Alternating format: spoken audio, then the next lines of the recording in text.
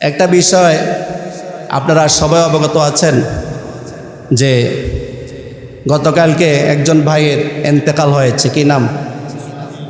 ওসমান হাদি রহমতুল্লাহ আলাই। আল্লাহ তাআলা ওনার জীবনের সমস্ত গুনাহ মাফ করে দিন।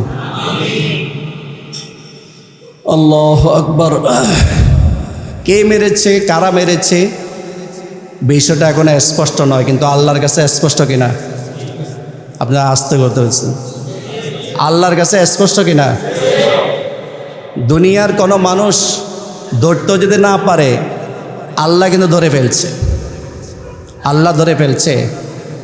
কত মানুষ দেখি চোর, বদমাশ, গুন্ডা, চাঁদাবাজ, ওরা ঠিকই আল্লাহর জমিনে ভালোভাবে ঘোরাফেরা করছে, আর ভালো মানুষগুলোকে দুনিয়া থেকে বিদায় করে দিচ্ছে।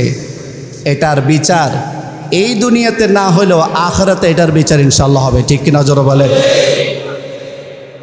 এই জন্য আমরা বলি না, ভালো মানুষ বেশি দিন বাঁচে না, ভালো মানুষ বেশি দিন বাঁচে না।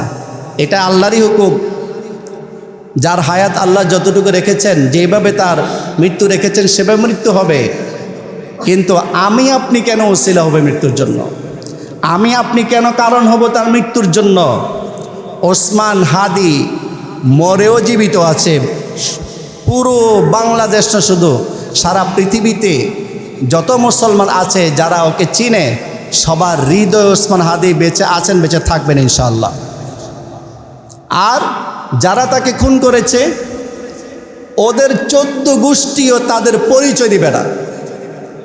তারা কখনো এই কথা বলবে না যে আমি অমুকের বাবা, আমি অমুকের মা, আমি অমুকের চাচা, আমি অমুকের চাচি। কারণ খুনির পরিচয় দিয়া কেউ পৃথিবীতে মাথা উঁচু করে থাকতে পারে না, কেউ পরিচয় দিবে না। যারা খুন করেছে তাদের ইহকালও শেষ, পরকালও শেষ।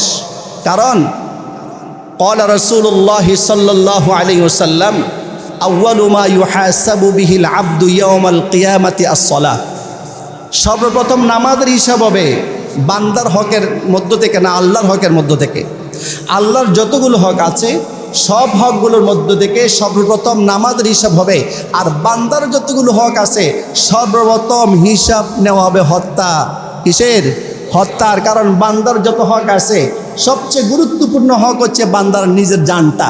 এই জানটা যদি কেউ নিয়ে নেয় তাহলে ওই বান্দার সম্পদ নিয়ে আর কি করবে?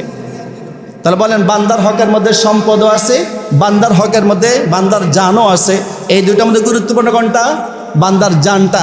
এই জন্য হাসর ময়দানে বান্দার যতগুলো হক আছে এই হকগুলোর মধ্য থেকে একদম সর্বপ্রথম হক কোনটার হিসাব হবে?